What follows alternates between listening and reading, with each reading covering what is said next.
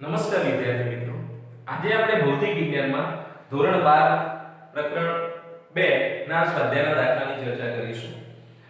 આગળના લેક્ચરમાં આપણે સ્વાધ્યાયના 2.11 સુધીના દાખલા પૂરા કર્યા. હવે 2.12 નંબરના એક્ઝામ્પલની વાત કરીએ. અહીં જે રકમ આપેલી છે પાઠ્યપુસ્તકમાં એ આ મુજબ છે કે કોઈ વિદ્યુતભાર Q0 એ ઉગમ બિંદુ ઉપર રહેલો છે, જેનું મૂલ્ય 8 મિલીકુલમ છે. હવે કોઈ નાના -2 × 10⁻⁹ કુલમ વિદ્યુત ભારને P બિંદુના અહીંયા આપેલા છે 003 સેન્ટીમીટર થી R જેના વેલ્યુ આપેલી છે 069 સેન્ટીમીટર પર થી Q 040 સેન્ટીમીટર બિંદુએ લઈ જવામાં આવે તો કરવું પડતું કાર્ય શોધો. હવે આગળ આપણે વિદ્યુત સ્થિતિમાન અને કેપેસિટન્સ ની જે વાતો કરી એમાં વિદ્યુત સ્થિતિમાન જે છે એ કયા બિંદુએ કયા સમીકરણની મદદથી મળે એ આપણે જાણીએ છીએ. તો બિંદુવત વિદ્યુતભાર વડે ઉદ્ભવતું વિદ્યુત સ્થિતિમાન kq/r સમીકરણથી મળે છે. હવે P બિંદુએથી R બિંદુએ લઈ જઈને R બિંદુએથી Q બિંદુએ લઈએ તો કેટલું કાર્ય કરવું પડે એ શોધવું છે. આના માટે પહેલા તો આપણે વિચારવું પડે કે અહીં કરવું પડતું કાર્ય એ કઈ બાબત પર આધારિત છે. તો આગળ આપણે જોયું કે વિદ્યુત ક્ષેત્ર છે, ચુંબકીય ક્ષેત્ર છે, ગુરુત્વ ક્ષેત્ર છે. આ બધા ક્ષેત્રો સંરક્ષિત ક્ષેત્રો છે અને સંરક્ષિત ક્ષેત્રમાં માર્ગ પર કાર્ય આધાર રાખતું નથી, માત્ર એના પ્રારંભિક અને અંતિમ સ્થાન પર જ કાર્ય આધાર રાખે છે. તો સૌથી પહેલી બાબત આપણે આ ધ્યાનમાં રાખવી જોઈએ કે કાર્ય શોધવા માટે આ બિંદુ કોઈ મહત્વ ધરાવતું નથી. આ બિંદુ અહીંયા પણ આપણે કોઈ પણ જગ્યાએ આપે કે ના પણ આપે, કાર્યમાં કોઈ ફેર પડવાનો નથી. તો મારે કાર્ય શોધવા માટે Q બિંદુ અને P બિંદુના સ્થિતિમાનનો તફાવત મને ખબર હોય તો કાર્ય શોધી શકાય છે. હવે Q બિંદુ આગળનું સ્થિતિમાન શોધવા માટે શાની જરૂર પડે? તો આ સ્થિતિમાન કોના કારણે ઉત્પન્ન થાય છે? કયા વિદ્યુતભારના કારણે? Q0 વિદ્યુતભારના કારણે. કેટલા અંતરે છે? તો Q બિંદુના યામ જે આપેલા છે અહીંયા 040, તો આ ડિસ્ટન્સ કેટલું થશે? y અક્ષ ઉપરનો. ધારો કે આને આપણે r3 કહીએ તો r3 ની વેલ્યુ કેટલી થશે? 4 સેન્ટીમીટર. y ની આમ જેટલા હોય એટલા એના મૂલ્યમાં લખીશું તો y આમ એના 4 છે અને અહીંયા 4 × 10⁻² મીટર. એ રીતે P બિંદુના યામ કેટલા છે? 003. તો z અક્ષ એનો 3 છે.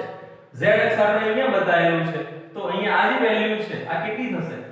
rp બરાબર 3 સેન્ટીમીટર અને એને પણ આપણે 3 × 10⁻² લખી શકીએ.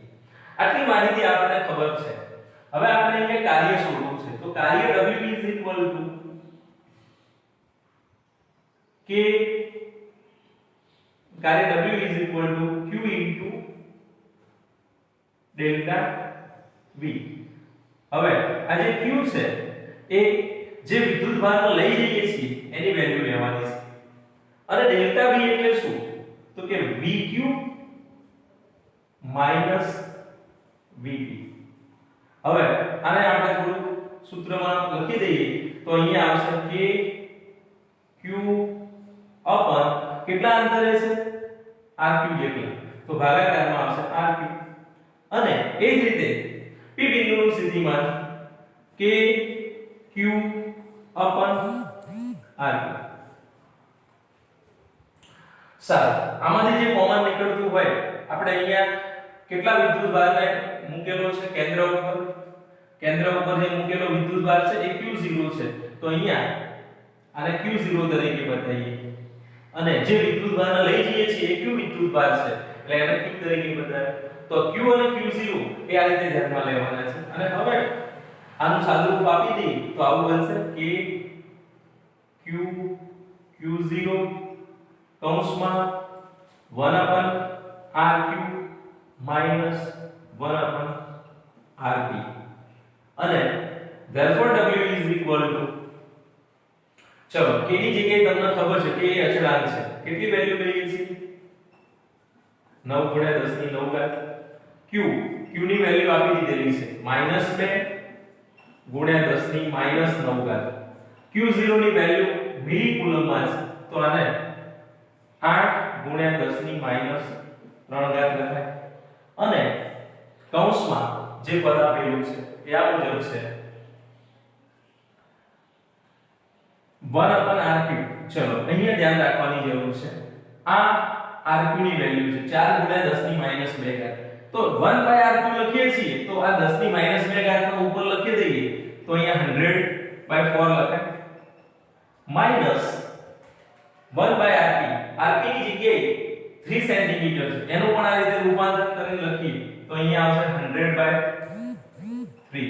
અને હવે આનું તમે સાદું રૂપ આપી શકો છો તો કાર્ય w = 9 ગુણ્યા 10⁹ માઈનસ 9 નીકળી જશે ઘાતો માઈનસ 3 ઘાત વધી અને અહીંયા બધું 9 18 ગુણ્યા 8 18 ગુણ્યા 8 કરીશું 18 × 144 તો અહીંયા આવશે માઈનસ 144 ગુણ્યા 10⁻, અહીંયા ઘાત આપણે કેટલી વધી માઈનસ 3 અને આનું હવે સાદું રૂપ તમને આવડે છે આપી દઈએ આનો લસા લઈ લઈએ કેટલો લસા થશે 4 અને 12 લસા થશે આનો તો અહીંયા 3 વડે ગુણીએ અહીંયા 4 વડે ગુણીએ તો આવું માઈનસ 300 માઈનસ 400 ભાગ્યા 12 અને આનું સાદું રૂપ ઉપર આનું માઈનસ 100 થશે 10⁻³ છે એટલે 10⁻1 વધશે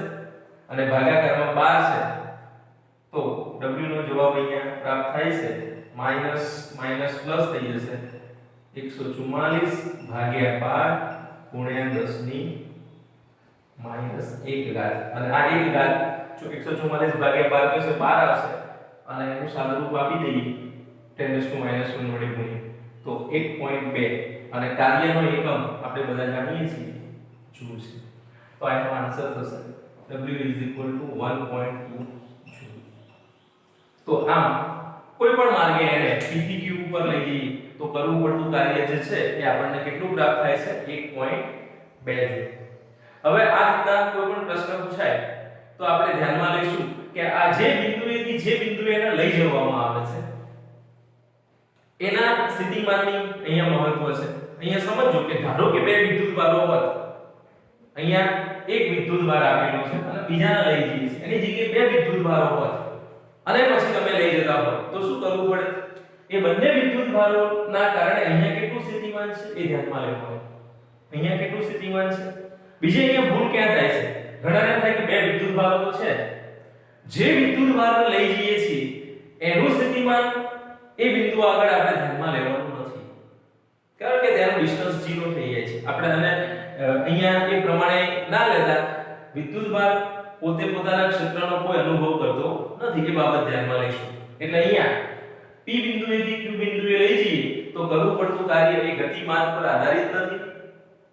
તો એ કાર્ય શોધવા માટે આપણે બંને બિંદુના સ્થિતિમાનનો તફાવત ધ્યાનમાં લઈશું. તો આ એક્ઝામ્પલ અહીંયા પૂરો થાય છે. હવે આપણે 2.13 ઉપર જઈએ. મિત્રો હવે આપણે અહીંયા જે એક્ઝામ્પલ 2.13 છે એની થોડીક રકમની વાત કરીએ. રકમ આ મુજબ છે કે એક સમઘન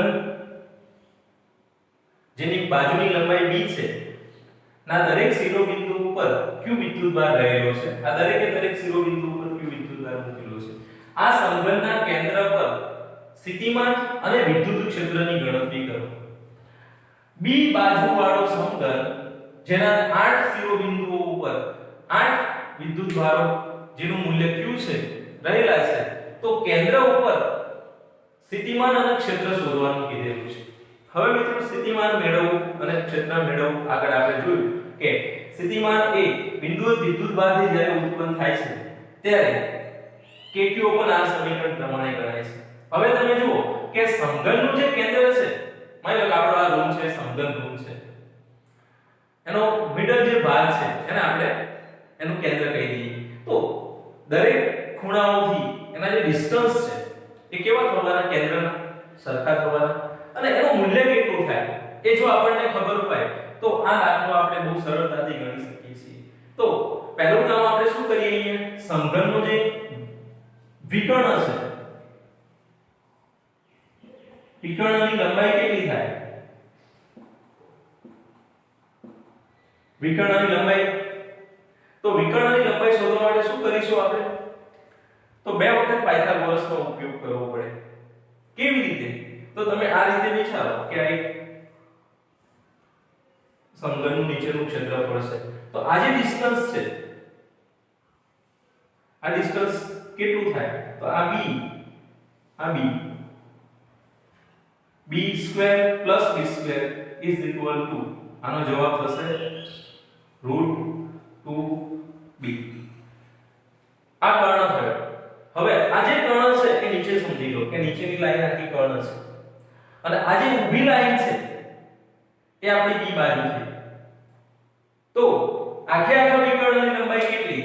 આ શિરોબિંદુથી સામેના શિરોબિંદુ સુધીનું અંતર કેટલું? વિકર્ણ તો તમને ખ્યાલ છે સમઘનનો. તો એની લંબાઈ મેળવવા માટે મારે શું કરવું પડશે? b² + √2b નો સ્ક્વેર કરવો પડે અને આનો જવાબ મેળવીશું તો વિકર્ણની લંબાઈ થશે b² + 2b² એટલે કે 3b². વિકર્ણના વર્ગની લંબાઈ થશે આટલો થશે. તો આના ઉપરથી ધારો કે આપણી જોડે જે વેલ્યુ મળી 3b² એ વર્ગની મળી, તો વિકર્ણની લંબાઈ કેટલી થશે?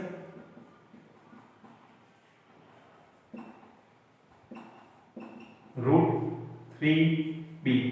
અને હવે એની અડધી વેલ્યુ એટલે આ વેલ્યુ થાય કેન્દ્રથી શિરોબિંદુનું અંતર. તો દરેક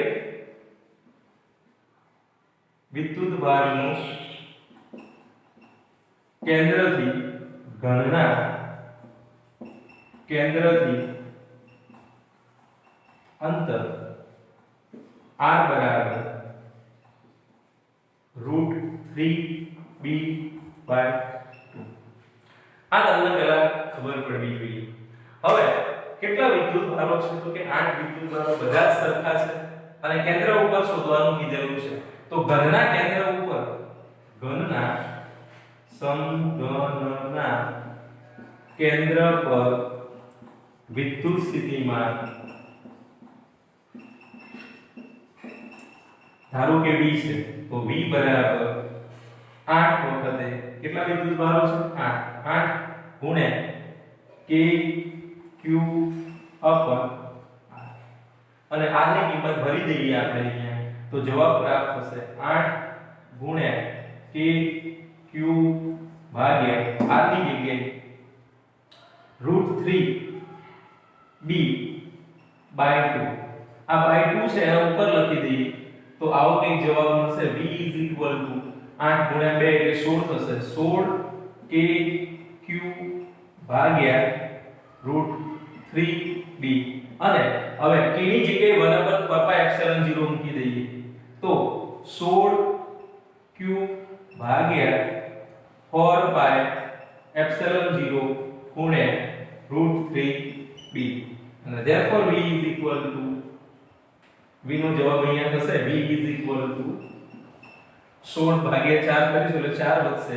4q divided by πε0 √3b, તો √3πb/0 જે આપણો માંગેલો જવાબ છે વિદ્યુત સ્થિતિમાનનો. હવે આગળ કહેલું છે કે વિદ્યુત ક્ષેત્ર કેટલું હશે કેન્દ્ર ઉપર. તો કેન્દ્ર ઉપરનું વિદ્યુત ક્ષેત્ર ગણવા માટે શું ધ્યાનમાં લેવું જોઈએ? તો સ્થિતિમાન એ અદિશ રાશિ હતી એટલે સીધે સીધો 8 વખત ગુણાકાર કરી જવાબ મેળવી લાયા. 1 ના કારણે મળતું હતું એનો જવાબ kq પર આવ્યો હતો. 8 વડે કેટલું? તો કે 8 ટાઈમ્સ થશે. હવે વિદ્યુત ક્ષેત્ર એ સદિશ રાશિ છે. હવે ધન વિદ્યુતભારો મૂકેલા છે તો ધન વિદ્યુતભારમાંથી ક્ષેત્ર બહાર નીકળે, સામેના વિદ્યુતભારમાંથી પણ બહાર નીકળે. આ બંનેના ક્ષેત્રો પરસ્પર, માની લો કે આ બાજુના શિરોબિંદુનું ક્ષેત્ર વિદ્યુત ક્ષેત્ર છે, આ પેલી બાજુના, આ બંને વિરુદ્ધ દિશામાં હશે. બંનેના ડિસ્ટન્સ સરખા થવાના તો મૂલ્ય પણ સરખું થવાનું. પરસ્પર વિરુદ્ધ દિશા અને મૂલ્ય સરખું. તો આ પરિસ્થિતિમાં એકબીજાની અસર કેન્સલ થાય. કયા બે વિદ્યુતભારો?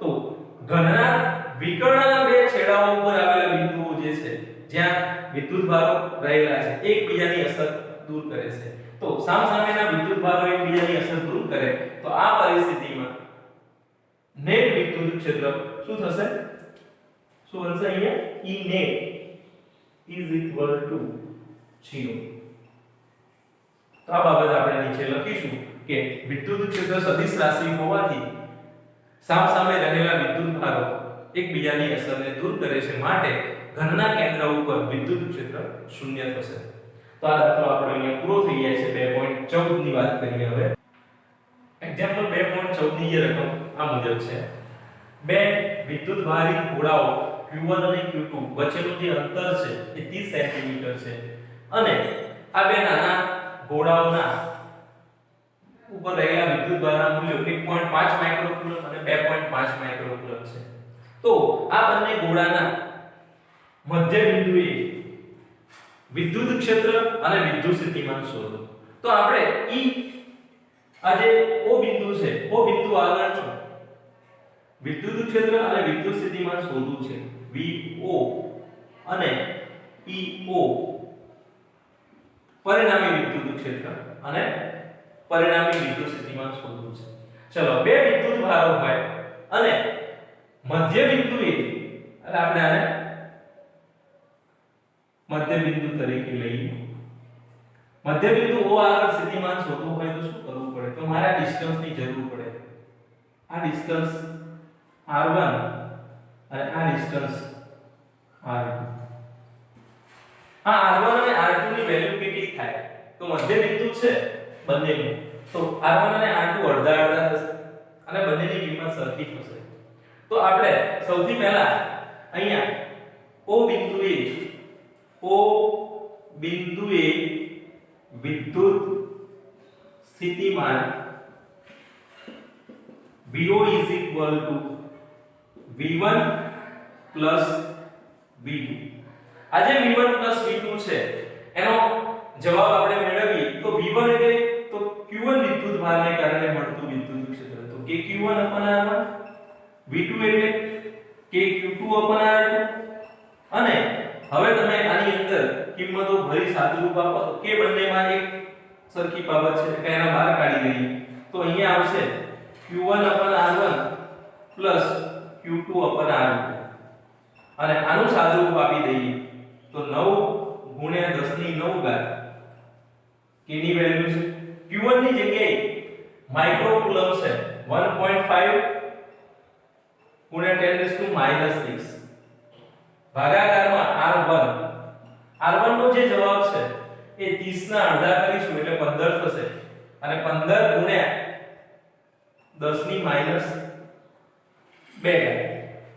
સેન્ટીમીટર ના મીટરમાં રૂપાંતરિત કર્યું વત્તા Q2 નો જવાબ 2.5 છે અને માઇક્રોકુલમ છે એટલે 10⁻6 વડે ગુણી દઈએ એને અને ભાગાકારમાં એઝ ઇટ ઇઝ આ અંતર પણ એટલું જ થશે 15 ગુણ્યા 10⁻2 અને આનું સાદુરૂપ આપી દઈએ આપણે તો આ જે સાદુરૂપ છે જુઓ પહેલા તો ઘાતો આપણે બહાર કાઢી લઈએ -6 ઘાત છે બહાર ખેંચી લઈએ -2 છે -2 છે તો આનું તમે સાદુરૂપ આપતા પહેલા ઘાતોનો થોડોક અહીંયા વિચાર કરી લો -2 ઉપર જાય એટલે +2 થાય આ પણ +2 થાય એટલે -4 વધશે -4 બહાર નીકળી ગયા તો શું વધ્યું તો અહીંયા 9 ગુણ્યા 10 ની 9 ઘાત ગુણ્યા 10 ની -4 તો એનો જવાબ અહીંયા મળશે 9 ગુણ્યા 10 ની 5 ઘાત અને કૌંસમાં શું વધ્યું તો કૌંસમાં વધશે અહીંયા 1.5 ભાગાકારમાં 15 અહીંયા 2.5 ભાગાકારમાં 15 અને આનું તમે સાદુરૂપ આપી શકો છો ભાગાકારમાં 15 એમ રાખી 1.5 ગુણ્યા 1.5 વત્તા 2.5 એટલે 4 થશે 4 ગુણ્યા 9 એટલે 9 ચોક 36 36 ભાગ્યા 15 36 ભાગ્યા 15 ગુણ્યા 10 ની 5 ઘાત અને આનું તમે સાદુરૂપ આપશો કેલ્ક્યુલેટર ઉપર 36 ભાગ્યા 15 કરીશું તો એનો જે જવાબ છે એ આપણને કંઈક આ રીતે મળે છે 2.4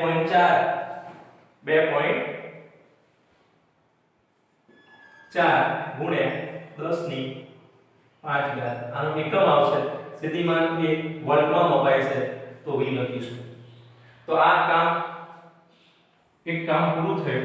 હવે આપણે બીજી વસ્તુ શોધવાની જે કીધેલી છે એની ઉપર ધ્યાન રાખીએ. O બિંદુએ વિદ્યુત ક્ષેત્ર કેટલું થશે? તો O બિંદુએ વિદ્યુત ક્ષેત્ર જેને આપણે E તરીકે ઓળખીએ તો E0 is equal to E1 plus E2. હવે ફરીથી વાત કરીએ કે વિદ્યુત ક્ષેત્ર એ સદિશ રાશિ છે અને સદિશ રાશિ હોય તો સદિશના નિયમ વાપરવા પડે. 7 Q1 વિદ્યુતભાર ધન વિદ્યુતભાર છે. એનું વિદ્યુત ક્ષેત્ર જે છે એ કઈ બાજુએ હશે? તો ધન વિદ્યુતભાર પોતાનામાંથી વિદ્યુત ક્ષેત્ર જે વિદ્યુતીય બળ લગાડે છે એ બહાર નીકળતી દિશામાં હોય. એટલે આ E1 વિદ્યુત ક્ષેત્ર મળ્યું. આના કારણે મળતું વિદ્યુત ક્ષેત્ર E2 હશે. અને આ E1 અને E2 ની દિશાઓ તમે જોઈ શકો છો. E1 ની દિશા અને E2 ની દિશા O બિંદુ આગળ પરસ્પર વિરુદ્ધ છે. હવે આ બંનેમાંથી કોઈ એક વેલ્યુ મોટી હશે અને કોઈ એક વેલ્યુ નાની હશે. ચલો વિદ્યુતભારના મૂલ્ય ઉપરથી તમને શું ખ્યાલ આવે છે? આપણે સૂત્ર જાણીએ છીએ કે E kq/r². આવું આપણા જોડે સૂત્ર છે kq/r². આ સમીકરણ પરથી તમને ખ્યાલ આવવો જોઈએ કે E1 મોટા હશે કે E2 મોટા હશે. તો આની અંદર તમે જુઓ કે મોટું કોણ છે? Q2 વિદ્યુતભાર. તો મોટા કોણ હશે? E2 મોટા હશે. તો આનું પરિણામી જવાબ કેટલો થશે? E અથવા E0 E2 માંથી E1 ને બાદ કરીએ એટલે તો અહીંયા આવશે E2 ની વેલ્યુ kq2/r22 kq1/r12. આપણે જાણીએ છીએ કે r2 અને r1 સરખા છે. જોઈ શકાય છે કે r1 અને r2 સરખા છે 15 સેન્ટીમીટર અને r ડેશ કહીએ અને 15 સેન્ટીમીટર એટલે કે 15 × 10 ની માઈનસ 2 ઘાત મીટર. તો E0 કેટલા થશે? તો E0 મેળવવા માટે હવે આ r2 અને r1 ને r ડેશ બહાર કાઢી લઈએ તો k/r², કૌંસમાં વધ્યું Q2 - Q1 અને આનું સાદુરૂપ આપી દઈએ તો E0 k ની જગ્યાએ 9 × 10 ની 9 ઘાત. ચલો r ડેશ ની જગ્યાએ શું મૂકી શકાય? તો r ડેશ ની જગ્યાએ આપણે 15 લખેલું છે. 15 નો વર્ગ કરીશું એટલે 225 ગુણ્યા 10 ની કેટલી ઘાત થશે? -4. અને Q2 - Q1 Q2 ની જગ્યાએ 2.5 માઇક્રોકુલમ 1.5 માઇક્રોકુલમ તો 2.5 - 1.5 અને માઇક્રોકુલમ ના 10⁻⁶. સાદુરૂપ આપી દઈએ તો જવાબ મળે છે 9 ગુણ્યા આનો જવાબ 1 થશે અને 10⁻⁶ છે 9 ઘાત છે એટલે 3 ઘાત વધશે. આ 3 ઘાત ની જોડે 4 ઘાત ઉમેરી જશે તો આવો જવાબ મળશે 9/225 ગુણ્યા 10 ની 7 ઘાત. બરાબર? 3 હતા અને 4 બીજા એડ કર્યા અને આનો તમે ભાગાકાર કરશો 9/225 તો એ અંદાજિત આપણે એના કેલ્ક્યુલેટર ઉપર કરીએ તો એનો જે જવાબ છે એ 4 ગુણ્યા 10 ની 5 ઘાત પ્રાપ્ત થશે. તો આની પાછળ એકમ આવશે ન્યૂટન પર કુલમ અથવા બીજો એકમ છે વોલ્ટ પર મીટર. બરાબર? તો આ ધ્યાન રાખીશું. 4 ગુણ્યા 10 ની 5 ઘાત થાય છે. આનો ભાગાકાર કરીશું એટલે પોઈન્ટમાં જવાબ આવશે અને પછી એનો દશાંશ કાપી આ રીતે એનો આન્સર મેળવીશું. તો વિદ્યુત ક્ષેત્ર સદિશ રાશિ હોવાથી ચલો આની દિશા દર્શાવવી પડશે. હવે આને હું E0 ને દિશા સાથે લખું તો 4 ગુણ્યા 10 ની 5 ઘાત વોલ્ટ પર મીટર કઈ દિશામાં મળશે? તો નેટ વિદ્યુત ક્ષેત્ર E2 ની દિશામાં હશે કારણ કે E2 E1 છે. E2 greater than E1 હોય તો દિશા લખવાની થાય Q2 થી Q2 વિદ્યુત ભારથી Q1 તરફની. તો આ રીતે આ એક્ઝામ્પલ પૂરું થાય છે. હવે આપણે બીજી ચર્ચા પછી કરીએ.